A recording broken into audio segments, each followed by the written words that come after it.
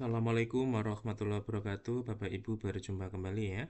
Kali ini saya akan berbagi informasi ya Bapak Ibu, semoga bermanfaat terkait dengan pendampingan individu yang akan Bapak Ibu lakukan ya. Bapak Ibu yang saat ini di CGP Angkatan 11, Bapak Ibu akan mendapatkan pendampingan individu ya yang ketiga, yaitu dimulai tanggal 9 sampai 13 September 2024. Berarti mulai besok Senin Bapak Ibu ya. Nah, kira-kira seperti apa Bapak dan Ibu untuk pendampingan individu yang ketiga? Bapak Ibu, untuk pendampingan individu yang ketiga yaitu adalah implementasi pembelajaran yang berpihak pada murid. Ya, waktunya adalah kurun seminggu sebelum Lokakarya 3. Bapak Ibu nanti akan didampingi oleh pengajar praktek ya. Nanti di bagian awal pendampingan 20 menit, seperti biasa pengajar praktek akan menyapa ya dan menanyakan kabar calon guru penggerak. Kemudian menjelaskan tentang fokus pendampingan, kemudian PP memastikan CGP memahami aktivitas pendampingan yang dilakukan. Kemudian pengajar praktek memastikan calon guru penggerak telah menginput instrumen lembar umpan balik ya lembaran 3 Bapak Ibu, ini jangan sampai tidak dikerjakan ya ke LMS sesuai dengan responden yang telah ditetapkan. Berikut refleksi tertulis mengenai hasil umpan balik. Kemudian pengajar praktek menanyakan apa saja proses yang sudah berjalan selama 1 bulan terakhir, menanyakan rencana tindak lanjut dari pendampingan sebelumnya, serta hal-hal yang dianggap sebagai capaian selama 1 bulan terakhir berdasarkan jurnal hasil pemantauan pembelajaran daring. Kemudian tentunya mengapresiasi kemajuan-kemajuan yang disampaikan oleh CGP. Kemudian untuk bagian inti pendampingan individu yang ketiga, waktunya ini paling lama Pak Ibu ya, 145 menit. Yang pertama adalah refleksi hasil survei umpan balik 360 derajat dan asesmen mandiri tentang kompetensi guru penggerak.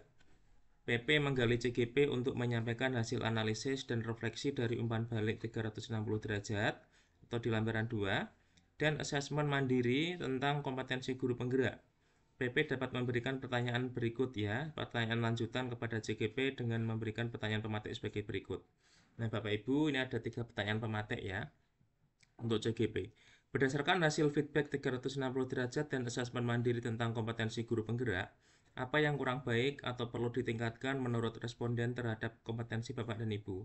Jelaskan menurut masing-masing responden, baik itu kepala sekolah, rekan sejawat, dan murid.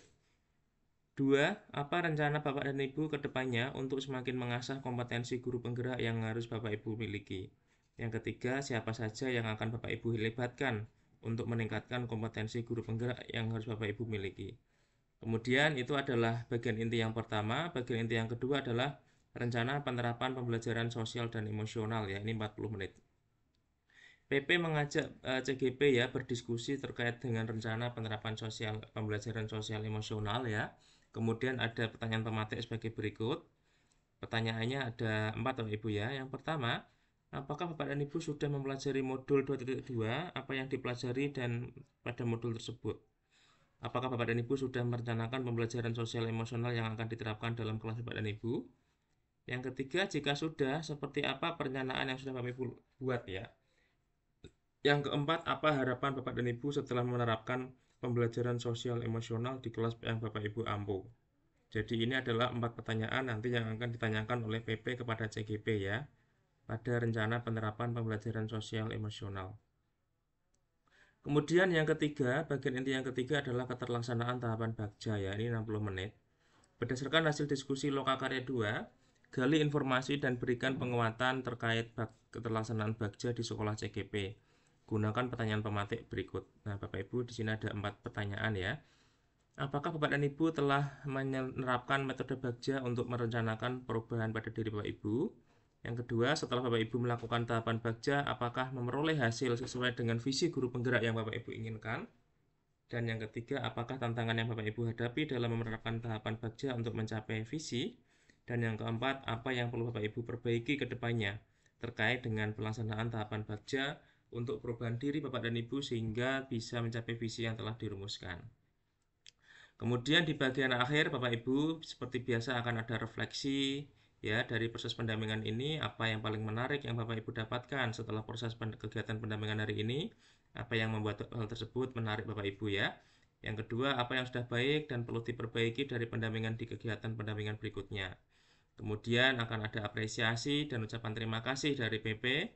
Kemudian sebelum pelaksanaan pendampingan individu yang keempat, tugas yang harus disiapkan adalah ini Bapak Ibu ya. Jadi di dalam pendampingan individu 3 nanti akan ada penugasan untuk pendampingan individu yang keempat, yaitu CGP menyusun RPP dengan unsur diferensiasi, kompetensi sosial, emosional, dan budaya positif ya, disepakati batas waktu pengerjaan RPP dengan CGP. Kemudian RPP yang telah disusun CGP dikirimkan ke PP untuk diberikan umpan balik, kemudian diserahkan kembali ke CGP ya untuk dilakukan perbaikan. Kemudian penetapan jadwal pelaksanaan observasi pembelajaran dengan CGP ya. Observasi pembelajaran dilaksanakan minimal 2 jam pelajaran dan mengikuti jadwal CGP atau jadwal yang disepakati bersama. Kemudian jika ada hal-hal lain terkait pembelajaran daring yang perlu diketahui oleh fasilitator, maka perlu dicatat pada jurnal komunikasi di LMS.